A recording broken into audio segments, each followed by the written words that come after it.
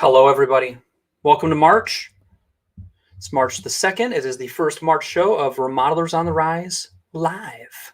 Hope you guys are doing well. We are live on LinkedIn, on my personal LinkedIn page. We're live on YouTube and on several platforms on Facebook. And we've got a theme. We've got a theme for today's show. And while I'm waiting, I'm kind of wanting a couple of you to dial in, but we should just jump right into it. The little tag that you see there says, Houston, we have a challenge. Houston, we have a challenge. Now, that is a butchered movie quote because it's from Apollo 13. And what it really is Houston, we have a problem. But as I was thinking about the topic that we're talking about today, words matter. And do we have a problem? I suppose you could look at it that way. But how about we look at it as in we have a challenge? We've got a challenge. The challenge is, how do we sell in this environment? And the environment I'm talking about is your material costs continue to go up and up and up. Projects that you did a year ago are more expensive than they are now. Projects that you did 2 years ago is way more expensive, right? How do we sell in this environment? How do we communicate the facts? This is a challenge. This is a challenge. You know, there's a lot of challenges that we could be facing. I'm not hearing a lot of you say, I've got no leads. We've got no opportunities. So let's not be fully defeated by the challenge we have, because frankly, the challenge you guys have is a lot better challenge than a lot of other people. Our industry has continued to thrive and be strong in amongst a global pandemic. And yes, we've got challenges. Our material pricing is going up. Things are more difficult to sell because of that, but we can overcome it. We can work through it. We're going to have some frustration because certain projects aren't going to move forward because of it, but there's still plenty of opportunity and still plenty of yeses to be had out there. This topic has been coming up in conversations that I've been having with coaching clients, and I saw it kind of catch fire on a recent thread on the Remodelers Community Facebook group. If you're not part of the Remodelers Community Facebook group, we're pretty close to 1,000 members.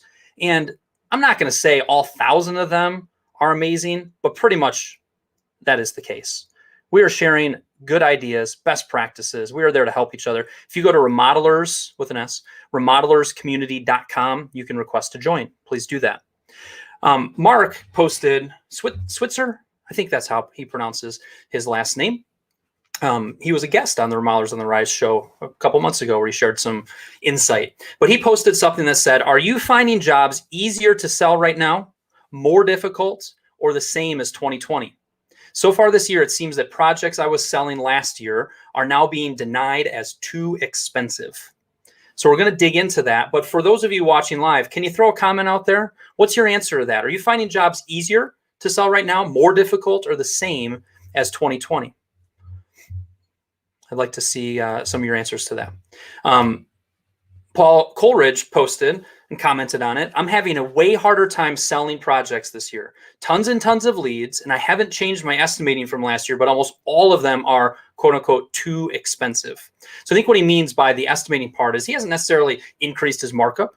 He hasn't necessarily changed much else, but material prices are coming in a lot higher. From what I've heard from my clients, the numbers you're seeing come back are surprising. Wow. Is it really going to be that much? Is it really going to be that difficult?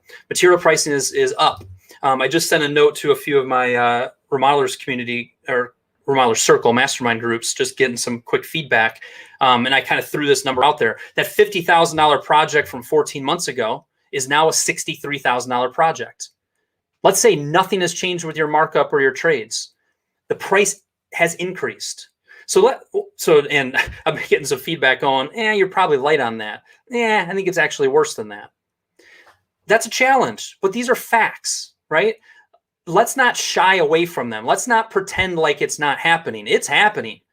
And we can compound that by availability. It's also very difficult to get materials, but that's not really where I want us to focus. What I really want us to focus on is how do we sell in this environment? How do we stay in front of it? How do we communicate the facts and the situation to our prospects and to our clients? How do we do that well? I don't have all the answers. But hopefully the old chat box is going to be fairly frequent here, and we'll have some good back and forth. And I also have some thoughts and some things I wanted to share from what people have been commenting. To answer that previous question, as fast as we can get the estimate out, we get approval. It's really getting crazy. So in their case, they're not seeing some of those challenges. Amy was saying more difficult. It's harder to convince homeowners to submit retainers. Okay, so when we're giving them a fair ballpark range, those numbers are even coming back a little bit higher and maybe scaring some folks off to go into design and development. Bram says hello, or he's raising his hand saying it's more challenging. Okay. All right. Thank you for your interactions thus far. Okay. And I guess I hit on this a little bit, but like, let's make sure we have some perspective. Let's make sure, we realize that the challenge that we have is not the worst challenge in the world, right? Our industry is still strong. Interest in our services are still strong. As we forecast out and we look at the studies and what to expect, the remodeling industry is a good place to be. Now, we're dealing with, again, some challenges with material pricing, but let's make sure we have some perspective that it could be way worse. It could be way worse. Thanks, Kyle. That doesn't make me feel any better, but okay. That was Bram just saying hi. That's what that was. Well, he wasn't raising his hand. He was just saying, Kyle, I see you out there, and I just want to wave to you. All right. So let's get into a few kind of thoughts related to this. So how do we sell in this environment? How do we communicate the facts of the situation? One thought that I have that I've been sharing with my clients that I think is a strong approach is you need to explain it in a way that your prospects are going to understand it.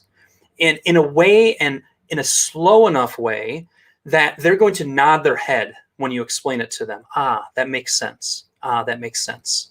That's just sales 101, by the way. I have a quick cadence to the way that I talk.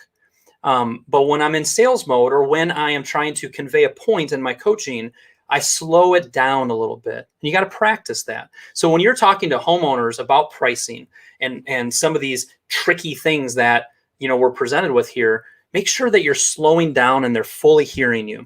And one of the tips that I have when it comes to how do we explain that prices have gone up 20% over the last year, 32% over the last year. To me, a very helpful way to do that is to go small, is to start the conversation and start the education of the prospect, the education of the client on something small.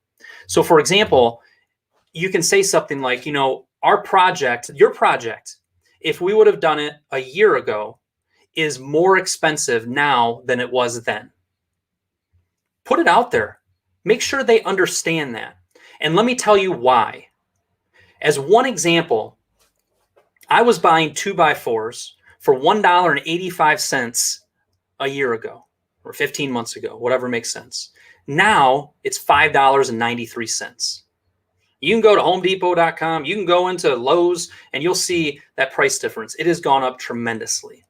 So start small. Start with something where they can say, no, that makes sense. Right now they realize that the small materials that are making up aspects of their project have gone up almost 3 times, almost 300%. You can explain to them, the OSB, the boards that we buy, we were buying that a year ago for $8 a sheet. We are buying them now for $30 a sheet.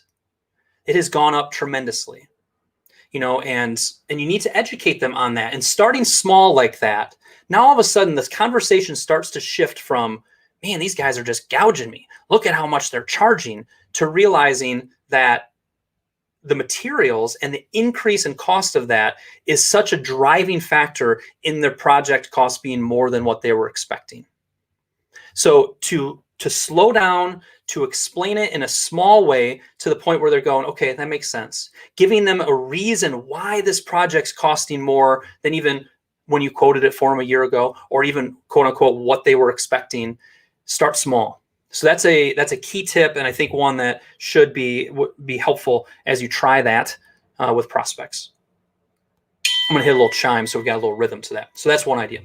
And share with me in the comments, what are some other examples of small things that you can share that will help give them some perspective? And you also need to educate them on, part of the reason for that is a little bit of supply and demand, a little bit of some storms and issues that we see, every other year or, fairly regularly.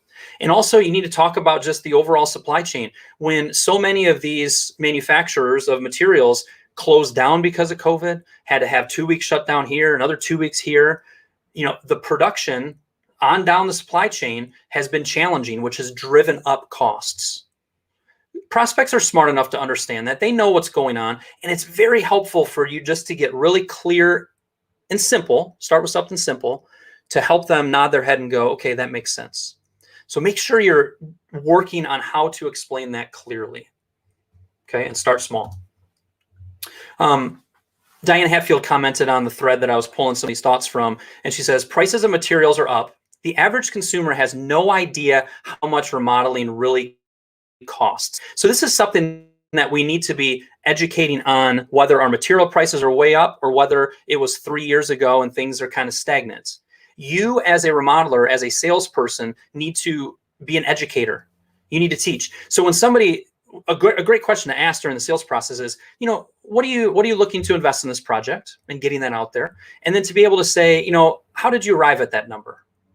And either they're going to say, it's just a wild guess, or we did a project 8 years ago, or I was talking to a friend who had a project done. Gives you some fodder and some ways to respond to that. But a huge part of what you do is you need to educate people on what the average of costs for projects that they're looking at come in at. We did a project like this, 6 months ago, similar in size and scope, and it came in at this. For what you're describing, based on my years of experience, your project's going to come in anywhere from here to here. And if they are picking their jaw up off the ground, we don't move on to the next thing. We go into education mode and we start to explain to them, some small things of pulling out that tub and tiling it and explaining, there's ways that we can look at the scope of work. We can look at the materials. We can look at some of the things that we're doing to reduce that cost or to get it in the lower end of that range. But if you wanted to do what you're talking about of custom cabinets, of this and that, you're going to be in the range of fill in the blank. Part of this is confidence. Part of this is articulating, why things cost what they cost, and educating them on it. Somebody else commented, our projects this year are way more expensive than they were a year ago, and here's why. That was me quoting. Our projects this year are way more expensive than they were a year ago, and here's why. Give them the reason. Be confident and clear.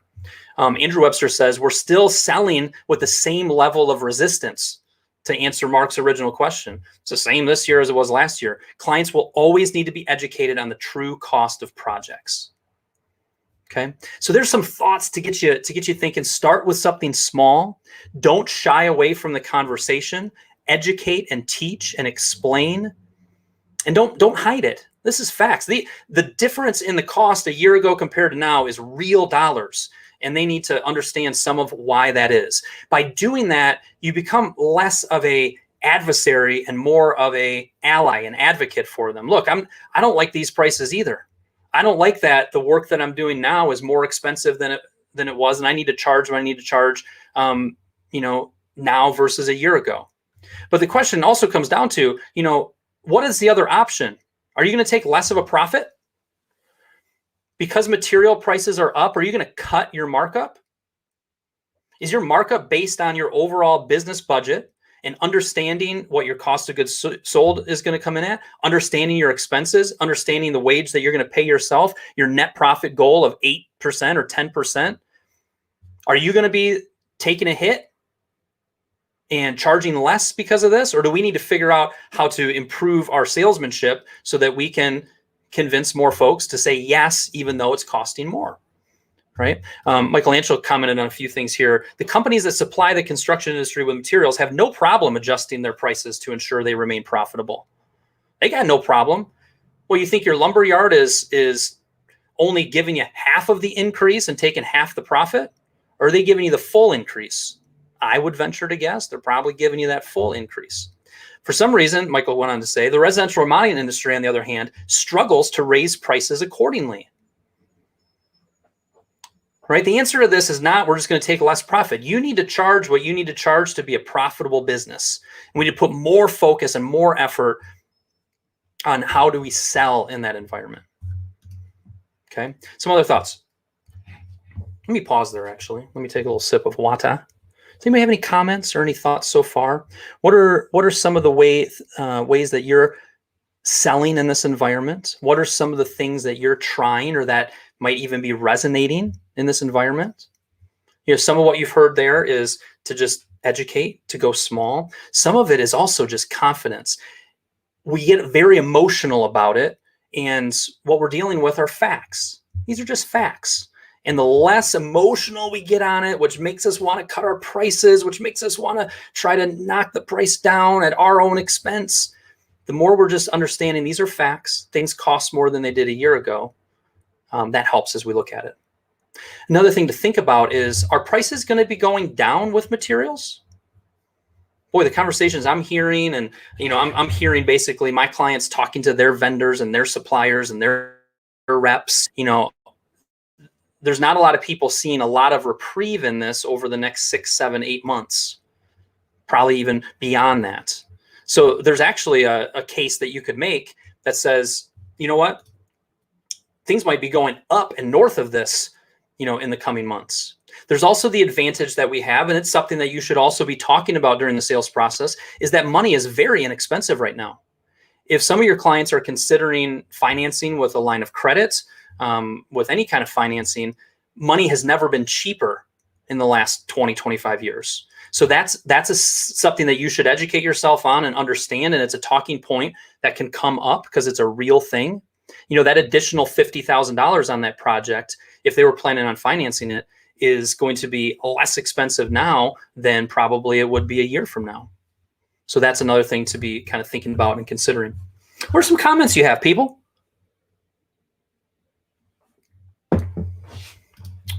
A couple other things that I had written down here. Michael commented on this too. I was pulling from his comment on here. It says, estimating software isn't updated frequently enough. Purchasing process isn't set up to time with the market. Our willingness to honor pricing that may be out of date in order to secure a contract. This is kind of tying in with, are you going to take less profit? Are you going to be the one that struggles to raise your pricing accordingly? Are you going to not actually take advantage of that or take hold of that stipulation you have in your contract that says if pricing, raises X percent, then, between the time that we sign this contract and the time that we purchase materials, we're going to have to charge more and charge the difference. Are we protecting our profits just like the suppliers are doing? So that's a little bit of a business mindset, of a confidence mindset, of a clarity mindset, that we can't just fall into this trap of taking less profit and taking less markup and making the projects less expensive. Now there's tension there. We have to get, we need to get yeses as well. But what I'm focused on, and hopefully what you've heard so far in this episode of Remodelers on the Rise, is thinking through, how do we sell better? How do we sell better? How do we talk to them? How do we convince them? How do we get in the front of it? How do we not be defensive about these facts and these situations and go on the offense and make sure we're in education mode? Right? So part of this is just that type of attitude is key. Give me some feedback, people. Give me some feedback, some comments, maybe even a takeaway so far, or a question related to this.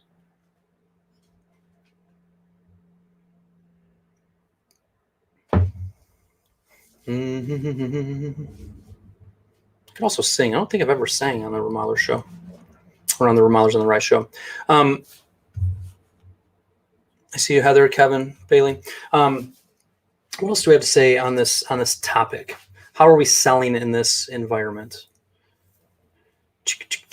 Some other comments that some other folks had put down, but I didn't copy it in as a little post, is some other perspective of it. Probably Eric Thorpe said it probably depends on the area. Our inquiries have tripled, and we're still closing on 80% of them. Similarly with Lisa, they're doing well. David said, learning how to communicate and show value, not just an estimate, not just a number that says how much a job costs, is making a difference. He's talking a lot about how just increasing his confidence in his numbers, his clarity in the numbers, and continuing to build up the value is helping him combat this. Okay. You guys are quiet. Here's the deal. I had 20 minutes of content. Wanted to share the thoughts that I've shared so far. There's some good ones in there. There's some perspective in there. There's some ideas for you. There's going on the offense. And what I was really expecting in the other 9 or 10 minutes is some good interaction in the comments section from those of you watching live. Some questions you're going to pose out there that I could feed off of, that I could riff off of. And I'm not getting it. So unlike usual, I'm kind of sitting here going, what should we do with this final 8 or 9 minutes? We might have to pivot. We might have to pivot to something new. Here we go. Kevin says, my takeaway is don't let the price increases eat into my profit. Would it be okay to lower markup on the price increase so that you still make the same gross profit? Would it be okay to lower markup on the price increase so that you can still make the same gross profit? That last part isn't clicking for me there, Kevin. Loved what you said, the first one. Don't let the price increases eat into my profit. But if I was expecting, it's not even what I was expecting. The costs come in at $20,000. If I have a markup and I apply that markup across the board and I know what my markup needs to be in order to cover all of my overhead and my net profit and all my cost of goods sold, I need to apply that markup across the board. And yes, it would be less expensive if that project came in at $18,000 in costs and I added my markup to it. But no, we should add our markup across the board. Okay, good. I'm going to pivot to a couple other topics that I have at the ready.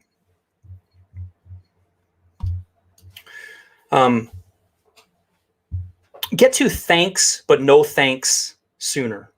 Get to thanks, but no thanks sooner. What that's getting at is a lot of you are generating a lot of leads, got a lot of opportunities in front of you. We can't be shy, or certainly we can't put a lot of time, hours and hours in without us having them have some skin in the game, having a project design or development agreement in there. So we need to not be shy. We need to continue to lean into talking about budget, talking about budget ranges. And there's a lot of times where certain leads will kind of be, thanks, but no thanks. And if we can get that sooner, if we can move up the moment of truth, or we at least get that on the table and have the conversation about it, it tremendously helps you protect your time. That doesn't mean we don't head out to their home from time to time and meet with them and invest some time in it. But it does mean that we're careful to protect our time. You've got a lot of opportunity and you want to make sure that you're not wasting your time. Okay. Another thing that I received a text from a client here recently that it ended with, thank you for the confidence, but that word confidence. The text said, I've had a productive day today, 3 design agreements and 1 contract. Nice job, David, by the way. He said, thanks for the confidence. I'm going to do a show next week just on confidence. Where does confidence come from? How do we build more confidence in what we're doing? But that is such a key to the topic that we're digging into here today, which is around how do we continue to sell with the challenges of increased pricing? But confidence is so key. Confidence in your numbers, in the value you deliver, presenting yourself in a clear and confident way is huge. Another thought that I had that I wrote down is, call around to more suppliers. I understand that you might get a similar answer to that from that supply house that you have rarely done business with, or thinking outside the box. I see people type things about build.com and there's some online resources. Don't just assume that because your main supplier is out of that stock, that everybody else is like that. There's certain suppliers who maybe stocked up early, maybe are getting, a new shipment in. It's time, just like if we were, only had 1 plumber or 1 electrician, we would want to kind of call around, see about looking for additional trade partners and opportunities so we don't have all of our eggs in one basket. That's also something that I think is a good thing to be doing, is getting creative and calling around related to finding more suppliers and opportunities there. Okay, cool. What else do you guys have here? A couple pieces of feedback that I received from some of my clients. One of my clients saying we're up 45 to 50% in our pricing compared to last year.